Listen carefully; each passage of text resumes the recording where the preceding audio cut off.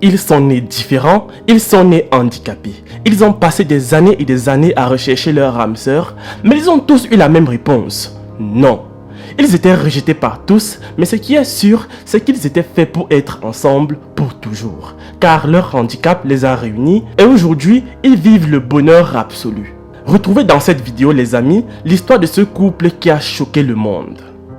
Mais avant de poursuivre la vidéo, voici la question du jour. Je suis entre 188 et 190, mais je ne suis pas 189, alors qui suis-je?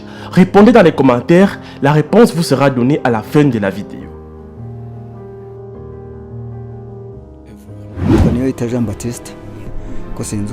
Je m'appelle Jean-Baptiste et j'ai été très chanceux de rencontrer cette fille.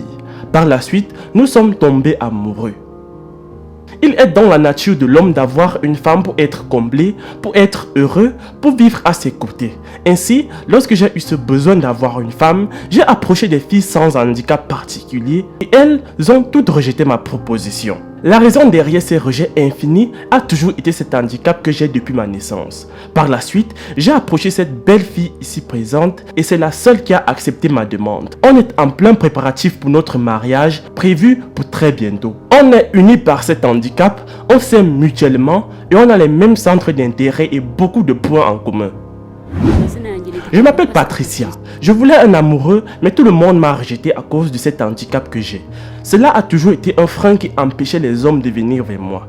Il n'y a aucun homme sur la terre sans handicap physique ou moral qui s'est déjà intéressé à moi. J'ai alors commencé à perdre espoir en me disant « c'est la fin, je ne vais jamais réussir à trouver un amoureux ».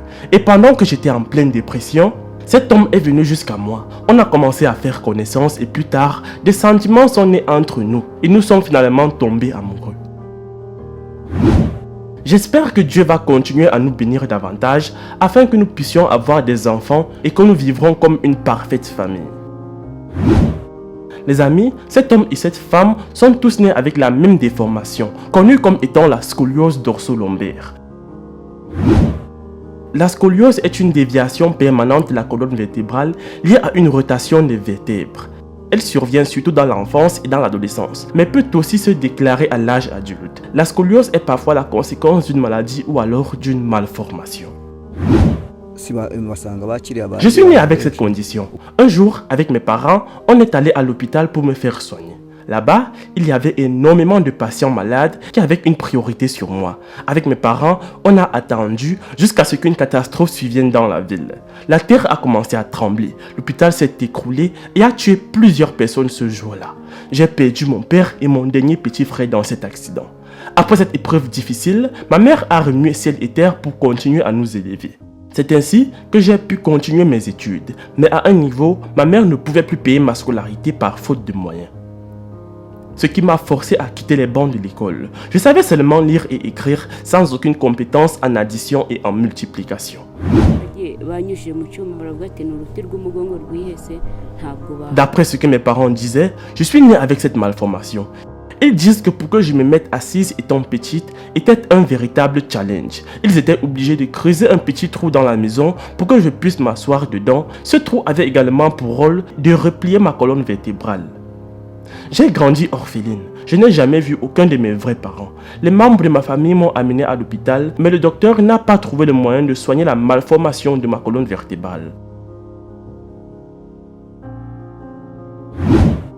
Plus tard, je suis allé à l'école et j'ai terminé mes années de lycée. Par la suite, j'ai appris quelques compétences après mon diplôme dans le tissage des pulls ainsi que dans la bureautique informatique.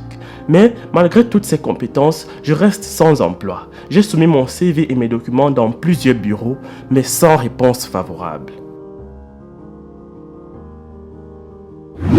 Les amis, ils disent ne pas avoir peur des enfants handicapés qui les ressemblent. Ils sont convaincus que par la grâce de Dieu, ils feront des enfants normaux. Sinon, il n'y a pas de problème, ils vont élever leurs enfants normalement, peu importe leur apparence.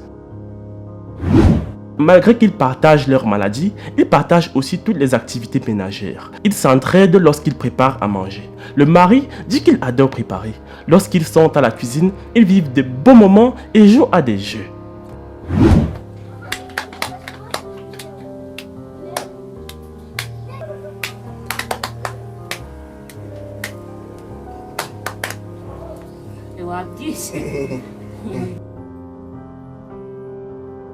Le mari dit faire certaines activités. Il a commencé par ouvrir une pépinière et vendre les plants de la pépinière.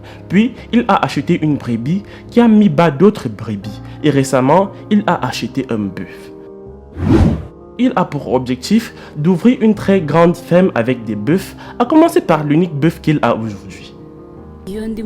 Je fais des tâches ménagères, comme faire la vaisselle, la lessive, le ménage, et quand j'ai un peu de temps, je m'en vais chez les amis pour faire du tissage de pulls. Quand tu vois les pulls qu'elle tisse et les autres activités, tu peux comprendre qu'elle est une femme travailleuse, courageuse, humble et belle. J'espère que vous pouvez voir à quel point elle est belle. Je suis attiré par sa personnalité et son caractère. Jean-Baptiste a commencé à construire une maison pour sa future famille. Il raconte que leur handicap limite les activités qu'ils peuvent faire afin d'avoir plus de capital et demande un peu d'aide pour pouvoir investir dans un petit business. J'ai étudié la maths, la géographie et l'économie. Plus tard, je me suis spécialisé dans les sciences d'informatique, mais je n'ai jamais été employé. J'espère pouvoir créer mon propre business, mais le problème c'est que je n'ai pas assez de capital. Aime l'autre comme tu t'aimes, juge l'autre comme tu te juges, partage avec les autres ce que tu partages avec toi-même. Lorsque tu protèges l'autre comme toi-même, lorsque tu considères l'autre comme toi-même, là on peut parler du vrai amour. Le vrai amour est éternel, égal et pur, sans de vaines démonstrations matérielles. Il peut traverser les années et rester toujours jeune dans le cœur.